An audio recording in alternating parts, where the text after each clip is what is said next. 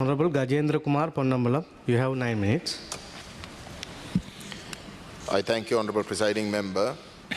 Sir, we are debating today's regulations at a time when the country has seen an unprecedented economic calamity, where the country has been pauperized, people have lost all their savings, and in that backdrop, the government is forced to negotiate with its lenders as well as with the IMF in order to try and reach agreements to bring the country out of this mess. Now, under these circumstances, Honorable Presiding Member, the President has also taken great pains to project an image where he, as a President, is also a unifying force. And he has been trying to project that image by announcing during the last budget debates and thereafter that he is going to also take on reconciliation. Whereby the Tamils, the Muslims, the upcountry Tamils, all ethnic nationalities and groups who have had grievances with regards to the way the state has been formed over the last 70-odd years, their problems will also be resolved. And in that spirit, he called upon an all-party conference, and he's been projecting this image of being a peacemaker. So whilst this project of peacemaking is being projected, Honorable Presiding Member, there is also the complete opposite that is happening on the ground. And I want to give you 3 examples of how the Tamil people in the Northeast are having their existence and their identity destroyed.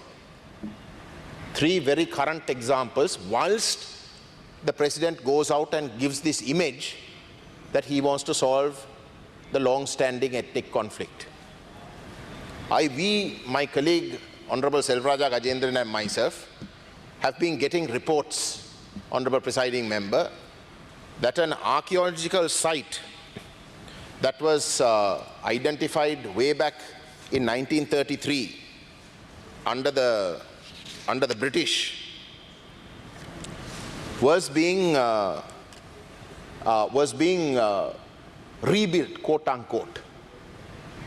And when these complaints came, we went to the particular area and we checked. And as we suspected, the military with the archaeological department was doing something in a clandestine way.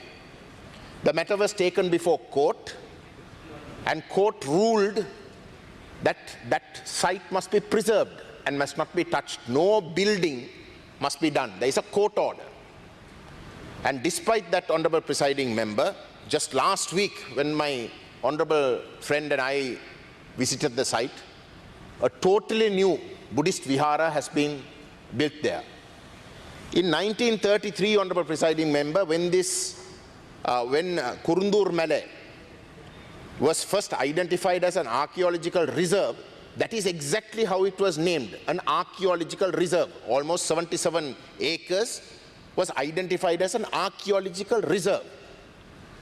Then in 2020, October, we have a letter by the archaeological department asking the surveyors department to go and measure this site. And during the month of November and December 2020, for the first time, the surveyors department goes to this area and carries out a survey. And after the survey, the surveyor, for the first time, identifies that site as the site of Kurindu Vihare. A surveyor, not the archaeological department. He writes back to the archaeological department. The department has not sent people to come and have a dig and to find out, in fact, what is that archaeological reserve. Before the archaeological department can even commence its work, The surveyors department has the expertise to identify that as Kurindu Vihare. And ever since then, Honorable Presiding Member, that identity of that place has been called into question. We have gone before court, we've got court orders preventing it, and despite that, we have a new Buddhist Vihara in an ancient Tamil worship site for centuries that the Tamils have been worshipping. Now, our problem is not if that in fact was a Buddhist ancient site, that it should not be recognized as such. We believe that there were Tamils who are Buddhist also. It is part of our own history. So if that was in fact an ancient Buddhist worship site, it must be protected.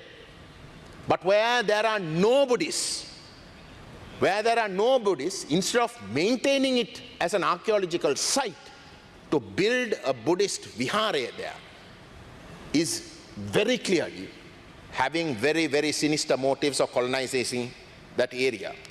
Now that is one example, Honorable Presiding Member. This is in Mulletti. A second example is in the livestock grazing lands of in Batiklo, the district adjoining yours, where in Mailathamadu and Madhavane, thousands of acres of grazing land has been identified as grazing land as such by the Mahinda Rajapaksa government in 2010 through a cabinet paper, where the paper has been approved. In fact, the last time I spoke about this, when this matter first cropped up, I gave the particulars of the cabinet paper that was approved.